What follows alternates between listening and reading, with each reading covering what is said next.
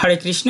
সকলকে অনেক অনেক প্রীতি এবং শুভেচ্ছা জানিয়ে শুরু করছি আমাদের আজকের ভিডিও। সংস্কৃত বর্ণে বাংলা বর্ণের মতো অনেক যুক্ত বর্ণ রয়েছে, যে যুক্ত বর্ণের উচ্চারণগুলো নিয়েও আমাদের দ্বিধা রয়েছে। প্রিয় শিক্ষার্থী বন্ধুরা, আজ আমরা জ ফলা এবং ভ ফলা এর সঠিক শুদ্ধ উচ্চারণ নিয়ে আপনাদের সামনে উপস্থিত হয়েছি। প্রিয় শিক্ষার্থী বন্ধুরা, একটু ভালো করে খেয়াল করবেন, তাহলেই কিন্তু স্পষ্টভাবে বুঝতে পারবেন। কেননা অনেক উদাহরণের মাধ্যমে আমরা এই জ ফলা এবং ব ফলা এর সঠিক শুদ্ধ উচ্চারণটা আপনাদের সামনে তুলে ধরেছি। অতএব আপনারা মনোযোগ সহকারে ভিডিওটি দেখতে থাকুন।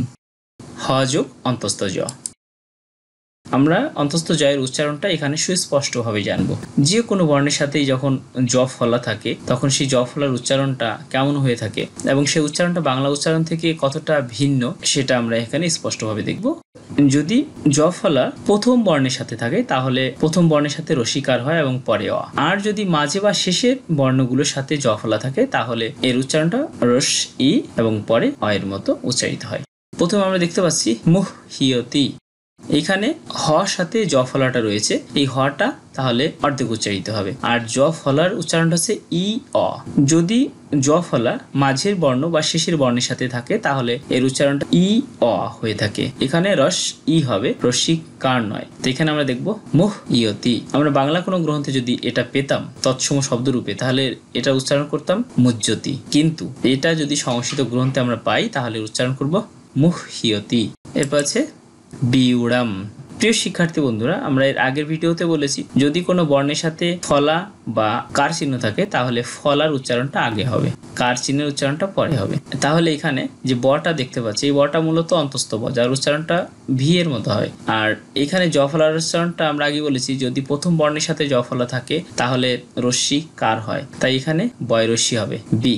আর এই যে দীর্ঘ কারটা, এই দীর্ঘ কারটা দীর্ঘ হয়েছে, এখানে অ না হয়ে দীর্ঘ হয়েছে। এর কারণ হচ্ছে এখানে একটা কার চিহ্ন রয়েছে।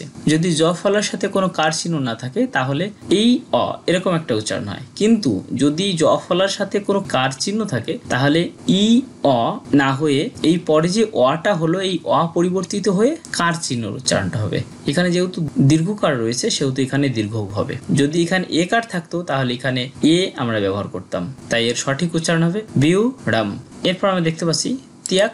তো এখানে প্রথম বর্ণের সাথে জ ফলা থাকার কারণে রসি কার ব্যবহৃত হয়েছে এবং এই বর্ণের সাথে কোনো কার চিহ্ন না থাকার কারণে সরোয়া হয়েছে। এখানে কয় তয় যুক্ত বর্ণ রয়েছে, সেই জন্য কটা আগে অর্ধেক উচ্চারিত হয়েছে, পরে ত, তিয়ক তো।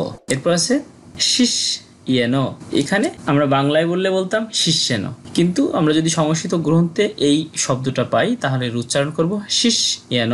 এখানে দেখুন যেহেতু মূর্ধন্য স যুক্ত বর্ণ রূপে রয়েছে তাই মূর্ধন্য স এর উচ্চারণটা অর্ধেক হবে শিস। এরপর জ ফলার উচ্চারণটা হবে ই, এখানে কোনো কার চিহ্ন থাকলে সেটা নিতে হবে এ।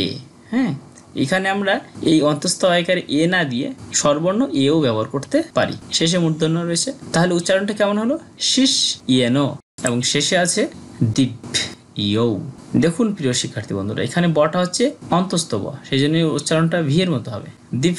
এখানে জ ফলার জন্য আগে উচ্চারণ হবে ই, কোনো কার চিহ্ন না থাকলে অ হতো, যেহেতু কার চিহ্ন আছে সেহেতু স্বরবর্ণ নিয়েছি। এখানে ঔ কার রয়েছে সেই জন্য এখানে ঔ এনেছি দিব্যৌ। তাহলে আমরা চলে যাচ্ছি পরের যুক্ত বর্ণ। আমরা নিচে একটা শব্দ দেখতে পাচ্ছি, এই শব্দটার সঠিক উচ্চারণ আপনারা কমেন্ট বক্সে লিখে জানাবেন। আমরা চলে যাচ্ছি পরের যুক্ত বর্ণটা শুদ্ধ উচ্চারণ জানতে। মূলত ব ফলা দেখতে পাচ্ছি, ব ফলার উচ্চারণটা কেমন হতে পারে আমরা সেটা দেখব।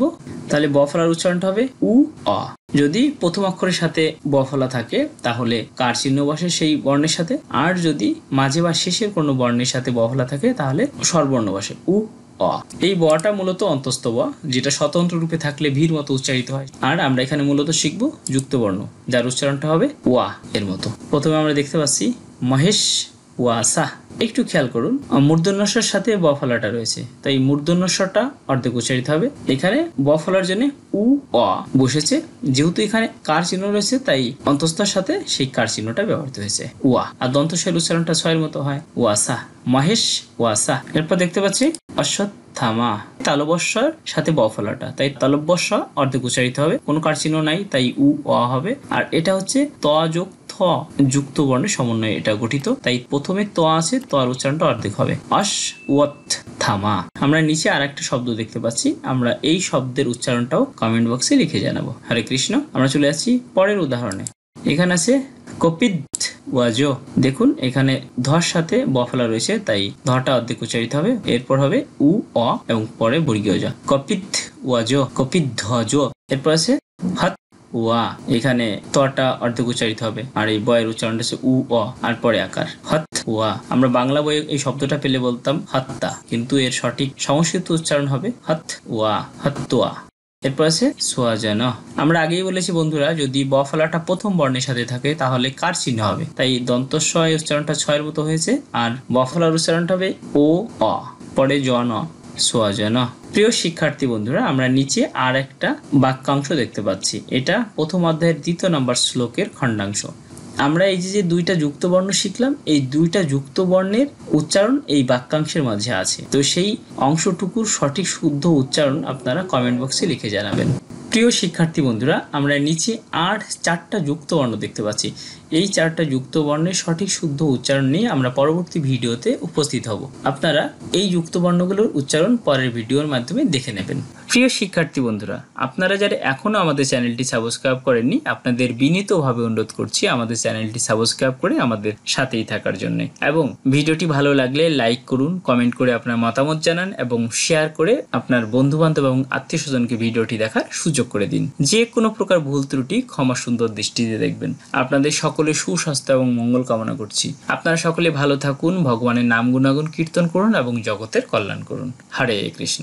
জয় গীতা।